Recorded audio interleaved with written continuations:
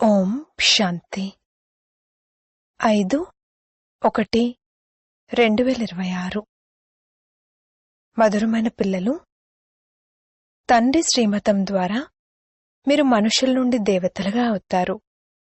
గీతా జ్ఞానం మరియు రాజయోగం మిమ్మల్ని సంపూర్ణ పావనంగా తయారు చేస్తుంది. ప్రశ్న: సత్యుగంలో ప్రతి వస్తువు చాలా బాగా సత్వప్రధానంగా ఉంటుంది. ఎందుకు? జవాబు: ఎందుకంటే అక్కడ మనుషులు సత్వప్రధానంగా ఉంటారు. మనుషులు బాగా ఉన్నప్పుడు సామాగ్రి కూడా బాగా ఉంటుంది, మరియు మనుషులు చెడుగా ఉన్నప్పుడు సామాగ్రి కూడా నష్టం కలిగించేదిగా ఉంటుంది. సత్వప్రధాన సృష్టిలో ఏ వస్తువు యొక్క అప్రాప్తి ఉండదు. ఎక్కడి నుండి ఏది తెప్పించవలసిన అవసరం ఉండదు. ఓం శాంతి. బాబా ఈ శరీరం ద్వారా అర్థం చేయిస్తున్నారు. దీనిని జీవము అని అంటారు. ఇందులో ఆత్మ కూడా ఉంది, మరియు పరంపిత పరమాత్మ కూడా వీరిలో ఉన్నారని పిల్లలైన మీకు తెలుసు. ఈ విషయం మొట్టమొదట పక్కా అవ్వాలి. అందుకే వీరిని దాదా అని కూడా అంటారు. పిల్లలకు ఈ నిశ్చయం ఉంది. ఈ నిశ్చయంలోనే రమించాలి. తప్పకుండా బాబా ఎవరిలోనైతే ప్రవేశించారో లేక అవతరించారో వారి గురించి స్వయంగా తండ్రి చెప్తున్నారు, నేను వీరి అనేక జన్మల అంతిమంలో కూడా అంతిమంలో వస్తాను. ఇది సర్వశాస్త్ర శిరోమణి అయిన గీతా జ్ఞానమని పిల్లలకు అర్థం చేయించడం జరిగింది. శ్రీమతం అనగా శ్రేష్టమైన మతం. శ్రేష్టాతి శ్రేష్టమైన మతము ఉన్నతోన్నతమైన భగవంతునిది. వారి శ్రీమతం ద్వారా మీరు మనుషుల నుండి దేవతలుగా అవుతారు. మీరు భ్రష్ట మనుషుల నుండి శ్రేష్టమైన దేవతలుగా అవుతారు. మీరు రావడమే దానికోసం వచ్చారు. తండ్రి కూడా స్వయంగా చెప్తున్నారు, నేను మిమ్మల్ని శ్రేష్టాచారులుగా నిర్వీకారి మతానికి చెందిన దేవీ దేవతలుగా తయారు చేయడానికి వచ్చాను. మనుషుల నుండి దేవతలుగా అవ్వడం యొక్క అర్థాన్ని కూడా అర్థం చేసుకోవాలి. వికారి మనుషుల నుండి నిర్వీకారి దేవతలుగా తయారు చేయడానికి వస్తారు. సత్యుగంలో మనుషులుంటారు, కానీ వారు దైవీ గుణాలు కలవారు. ఇప్పుడు కలియుగంలో ఆసురీ గుణాలు కలవారు ఉన్నారు. వాస్తవానికి ఇదంతా మనుష్య సృష్టియే, కాని అది ఈశ్వరీయ బుద్ధి, ఇది ఆసురీ బుద్ధి. అక్కడ జ్ఞానము, ఇక్కడ భక్తి. జ్ఞానం మరియు భక్తి వేరువేరు కదా. భక్తి పుస్తకాలు ఎన్నున్నాయి మరియు జ్ఞానం యొక్క పుస్తకాలు ఎన్నున్నాయి? జ్ఞానసాగరుడు తండ్రి. వారి పుస్తకం కూడా ఒక్కటే ఉండాలి. ఎవరెవరైతే ధర్మస్థాపన చేస్తారో వారి పుస్తకం ఒకటే ఉండాలి. దానిని రిలీజియస్ బుక్, ధర్మగ్రంథమని అంటారు. మొదటి రిలీజియస్ బుక్ గీత, శ్రీమద్ భగవద్గీత. మొదట ఆది సనాతన దేవీదేవత ధర్మం ఉండేది, హిందూ ధర్మం కాదు అని ఇది కూడా పిల్లలకు తెలుసు. గీత ద్వారా హిందూ ధర్మ స్థాపన జరిగిందని మరియు గీతను శ్రీకృష్ణుడు వినిపించారని మనుషులు భావిస్తారు. ఎవరినైనా అడిగితే దీనిని పరంపరగా శ్రీకృష్ణుడే వినిపించారని అంటారు. ఏ శాస్త్రంలోనూ శివ భగవాన్ వాచాని లేదు. శ్రీమద్ శ్రీకృష్ణ భగవాన్ వాచాని రాసేశారు. ఎవరైతే గీతను చదివి ఉంటారో వారికి సహజంగా అర్థమవుతుంది. ఈ గీతా జ్ఞానం ద్వారానే మనుషుల నుండి దేవతలుగా అయ్యారని ఇప్పుడు మీరు అర్థం చేసుకున్నారు. దానినిప్పుడు తండ్రి మీకు ఇస్తున్నారు. రాజయోగాన్ని నేర్పిస్తున్నారు. పవిత్రతను కూడా నేర్పిస్తున్నారు. కామం మహాశత్రువు, దానివల్లనే మీరు ఓటమి పొందారు.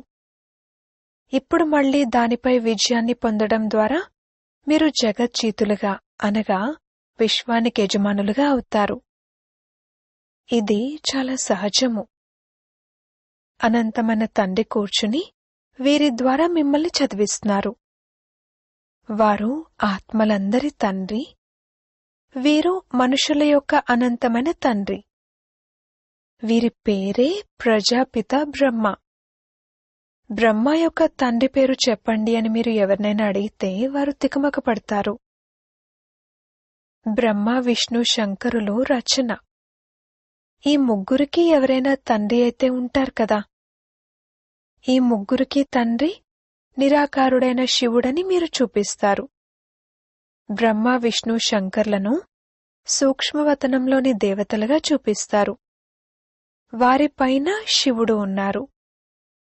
శివబాబా పిల్లలైన ఆత్మలెవరైతే ఉన్నారో వారందరికీ తమ తమ శరీరాలైతే ఉంటాయని పిల్లలకు తెలుసు.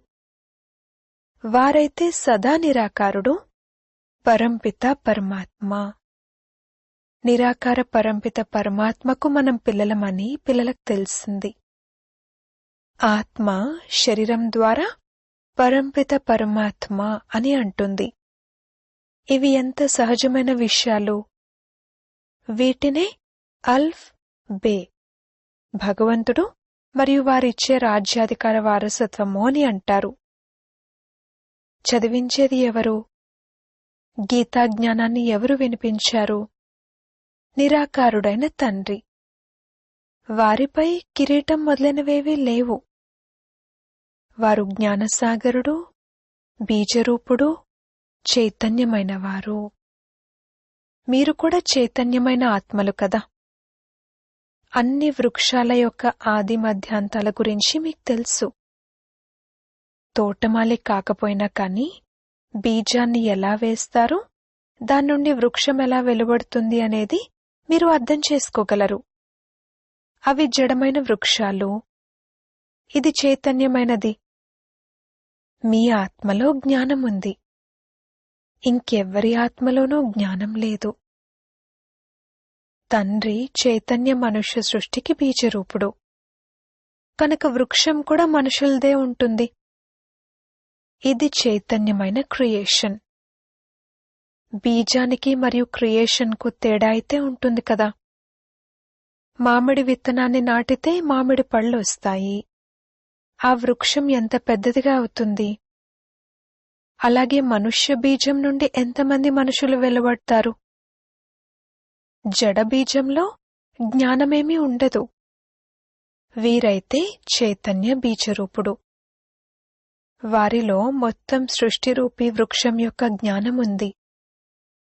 ఉత్పత్తి, పాలన మరియు వినాశనం ఎలా జరుగుతాయి అనే జ్ఞానమంతా ఉంది. చాలా పెద్దగా ఉన్న ఈ వృక్షం సమాప్తమయ్యి మళ్లీ వేరే కొత్త వృక్షం ఎలా వెలువడుతుంది అన్నది గుప్తము. మీకు జ్ఞానం కూడా గుప్తంగానే లభిస్తుంది. తండ్రి కూడా గుప్తంగానే వచ్చారు. ఇప్పుడు అంటు కట్టబడుతోందని మీకు తెలుసు. ఇప్పుడైతే అందరూ పతితంగా అయిపోయారు.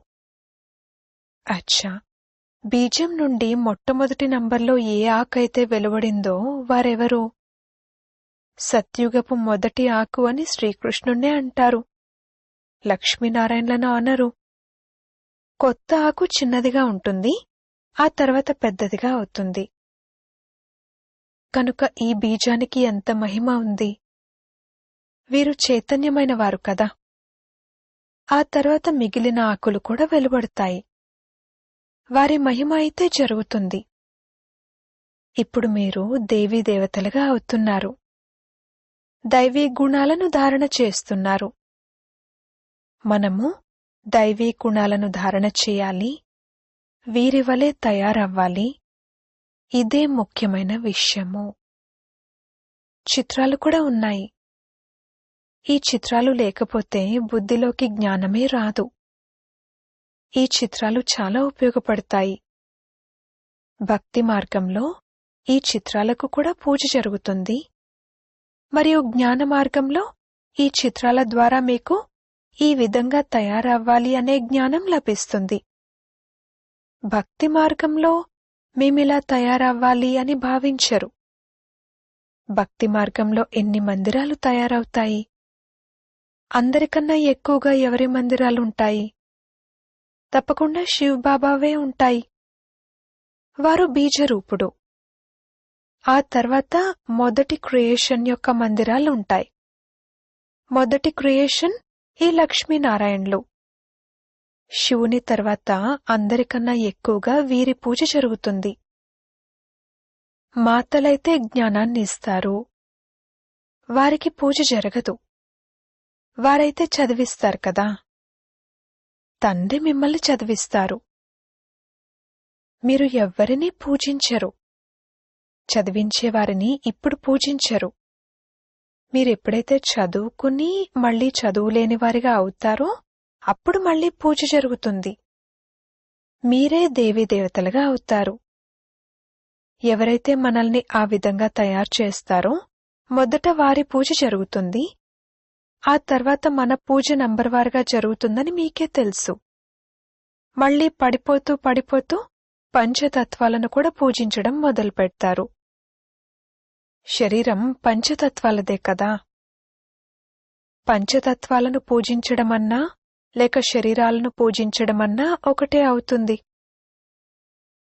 ఈ జ్ఞానం మీ బుద్ధిలో ఉంది. ఈ లక్ష్మీనారాయణులు మొత్తం విశ్వానికి యజమానులుగా ఉండేవారు.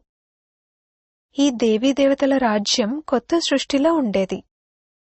కాని అది ఎప్పుడు ఉండేది అనేది ఎవ్వరికీ తెలియదు. లక్షల సంవత్సరాలని అనేస్తారు. ఇప్పుడు లక్షల సంవత్సరాల విషయమైతే ఎప్పుడూ ఎవరి బుద్ధిలోనే ఉండదు. ఇప్పుడు మీకు స్మృతి కలిగింది. నేటికి 5000 సంవత్సరాల క్రితం మేము ఆది సనాతన దేవీదేవత ధర్మానికి చెందినవారిగా ఉండేవారము అని. దేవీదేవత ధర్మం వారు ఆ తర్వాత ఇతర ధర్మాలలోకి కన్వర్ట్ అయిపోయారు. హిందూ ధర్మమని అనలేము. కాని పతితంగా ఉన్న కారణంగా స్వయాన్ని దేవీదేవతలుగా చెప్పుకోవడం అనేది శోభించదు. అపవిత్రమైన వారిని దేవీదేవతలు అని అనలేరు. మనుషులు పవిత్రమైన దేవీలను పూజిస్తారు అంటే తప్పనిసరిగా వారు స్వయం అపవిత్రంగా ఉన్నారు. అందుకే పవిత్రమైన వారి ఎదురుగా తలవంచవలసి వస్తుంది.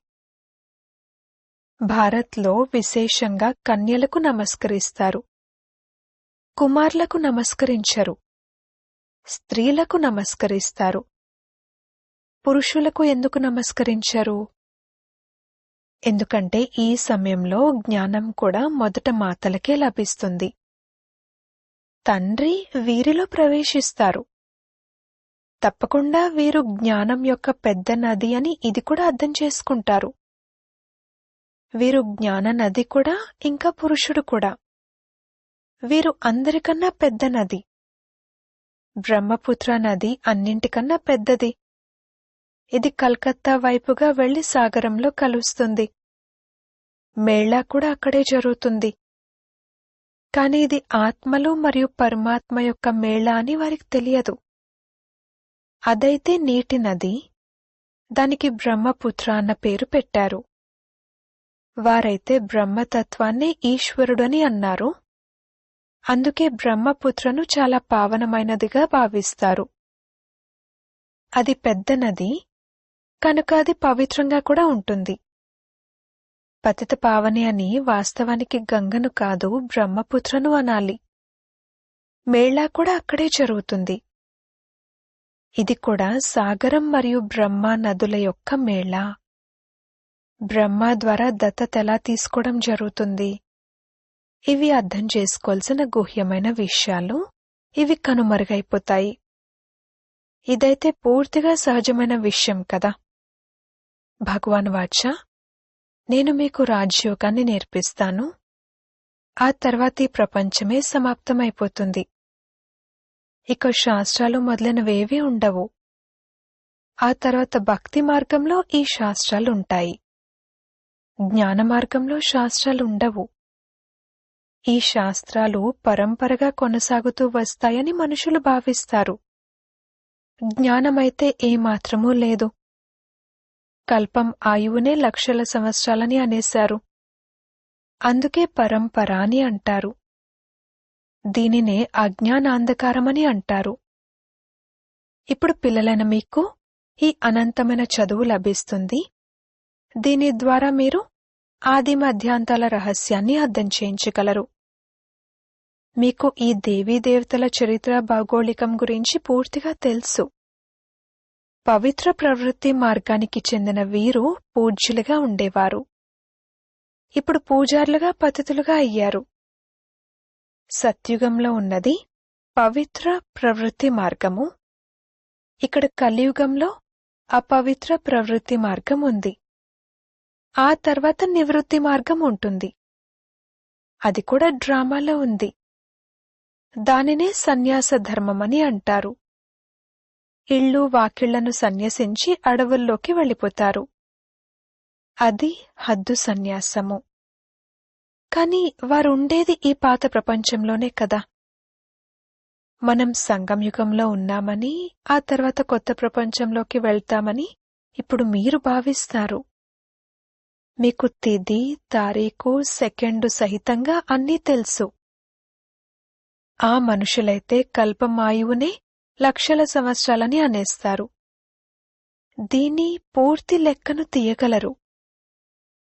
లక్షల సంవత్సరాల విషయాన్నైతే ఎవరూ గుర్తు కూడా తెచ్చుకోలేరు.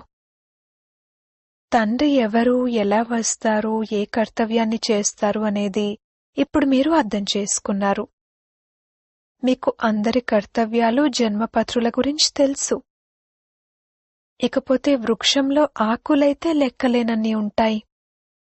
వాటిని లెక్కపెట్టలేము. ఈ అనంతమైన సృష్టిరూపీ వృక్షానికి ఎన్ని ఆకులున్నాయి? 5,000 సంవత్సరాలలో ఇన్ని కోట్ల మంది అయ్యారు. మరి లక్షల సంవత్సరాలైతే ఎంత లెక్కలేనంత మంది మనుషులైపోతారు. భక్తి మార్గంలో సత్యుగం ఎన్ని సంవత్సరాలు, త్రేతాయుగం ఎన్ని సంవత్సరాలు, ద్వాపరయుగం ఎన్ని సంవత్సరాలు అని రాయబడి ఉన్నట్లుగా చూపిస్తారు.